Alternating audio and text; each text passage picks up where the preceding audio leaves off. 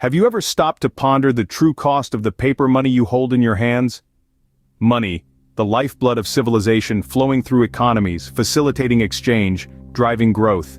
Yet beneath its benign facade lies a tale of exploitation and betrayal. A tale that begins in the lush forests of Africa, home to a wealth of timber, a resource coveted by nations near and far. Consider Nigeria, a country rich in natural resources, including timber. This timber is harvested not for the benefit of the local communities but to feed the voracious appetite of foreign powers. France, China, and the United States each playing their part in a global game of resource extraction. This timber, once standing tall in the African sun, is transformed into paper. Not just any paper, but the very paper used to print the money we use every day. The irony is both profound and tragic. The resources of Africa stripped away to create the currency that drives the world. But the cycle doesn't end there. This money, born of African timber, finds its way back to the continent, but not to uplift the people or invest in local economies. Instead, it falls into the hands of warlords, fueling conflict and displacement, tearing at the social fabric of communities. And while the people suffer, the resources continue to flow. Minerals, precious and vital, are extracted and shipped off to foreign lands. There they are turned into finished goods, products that are sold back to the very people they were taken from, but at inflated prices.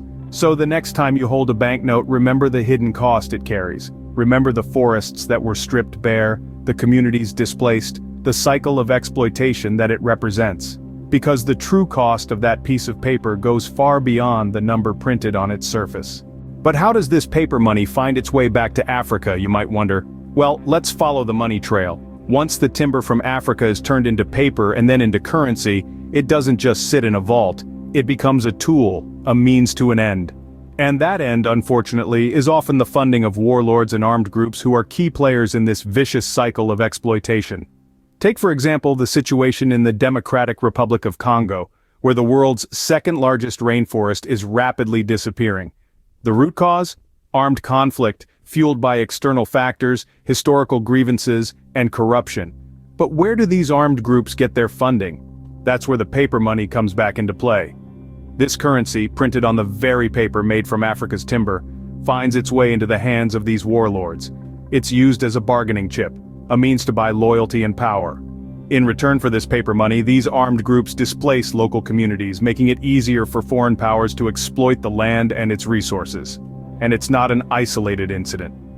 Similar situations can be found in other parts of Africa where conflict and displacement pave the way for resource exploitation. In essence, it's a cruel cycle where paper turns into a tool for displacement and exploitation. What if I told you that priceless mineral resources are being traded for something that is essentially worthless? Imagine this: Africa, blessed with abundant mineral resources, gold, diamonds, coltan, manganese, and countless others. These are treasures that fuel industries worldwide, from technology to transportation, from construction to communication. Yet these treasures are being exchanged for something as simple as paper. Yes, paper. The very same that's used to print the currencies we use every day. Consider the Democratic Republic of Congo, a land rich in coltan, a mineral essential to the production of our everyday gadgets like smartphones and laptops. But in exchange for this priceless resource, what does the country receive? Printed money backed by nothing more than the promise of its value. Now let's take a moment to scrutinize this trade. On one hand, we have these finite, valuable resources, essential for the technological advancements we enjoy today. On the other, we have paper money, something that can be printed at will, without any tangible asset to back it up.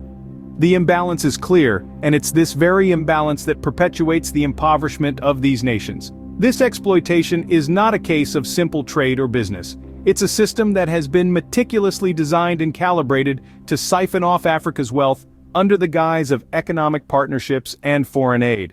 But remember, this isn't just about the physical resources being taken away. It's also about the human cost, the displacement of communities, the perpetuation of conflicts, and the destruction of local economies. All of these are paid for by Africa and its people. It's a tragic irony. The wealth of Africa is being traded for paper. So, what happens to these resources once they leave Africa's shores? In a world where consumerism reigns supreme, these valuable elements are whisked away to foreign lands. They are transformed, manipulated, and repurposed into finished goods that bear little resemblance to their raw, natural origins. From the timber forests of Nigeria to the manufacturing plants of France, China, and the United States, the journey of these resources is as fascinating as it is tragic. The once towering trees, a testament to Africa's rich biodiversity, are reduced to mere paper. This paper then serves a multitude of purposes. Among the most ironic and disheartening is its role as a canvas for money printing. The very money that was used to disrupt African societies and displace its people now rests on the remnants of their homeland's natural wealth. But that's not where the story ends. These same products, born out of Africa's ravaged resources, find their way back to the continent. They return, no longer recognizable, in the form of finished goods. These goods, now stamped with foreign labels and inflated price tags, are sold back to the very people from whom the resources were originally taken. This is the cruel irony of the cycle. The African people, stripped of their resources, are forced to buy back the fruits of their land at prices they can scarcely afford. This further impoverishes them, leaving them more vulnerable to the very exploitation that started this vicious cycle.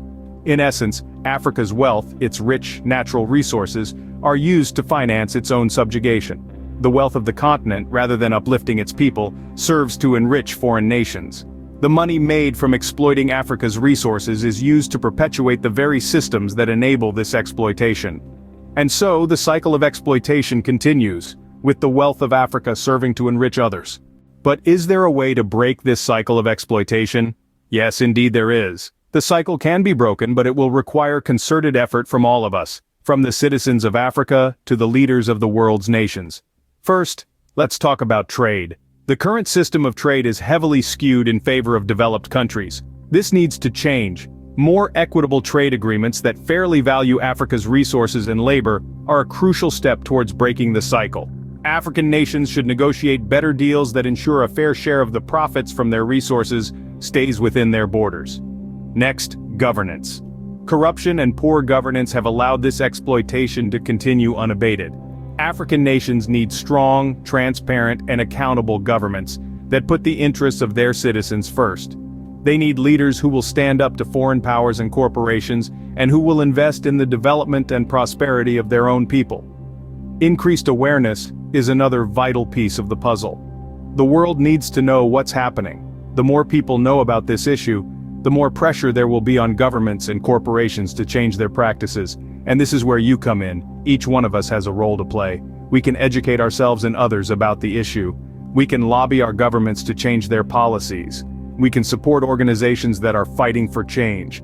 We can make conscious choices about what we buy and where we invest our money. Remember, every action, however small, can make a difference. You might think that you're just one person, but together, we are many. Together, we have the power to create change. The power to break this cycle lies with us. The first step is to understand the problem. The next is to act. So let's get educated, let's get active, and let's break this cycle of exploitation once and for all. And while we talk about actions, let's remember, unity is our most potent weapon. We are not just a collection of individuals, but a global community. When we band together, our actions echo loudly, creating waves of change that can reach the highest levels of power. Let's use our collective voice to demand justice, to call for fair trade, to challenge corruption, and to insist on transparency. Let's advocate for the rights of those who cannot speak for themselves, and let's stand up against exploitation in all its forms. As consumers, let's make informed decisions. Let's choose products that are ethically sourced, and let's support companies that respect the rights and dignity of their workers. As investors, let's put our money where our values are. Let's invest in companies that are committed to sustainable and equitable practices. And let's remember our actions, no matter how small, can make a significant difference. Our unity can break this cycle of exploitation. Our unity can bring about change. So let's stand together, let's raise our voices, let's act, because together, we are powerful. Thank you for watching. Please share this video, follow our channel, and give this video a like. Your support helps us spread the word about these important issues and can help bring about real change.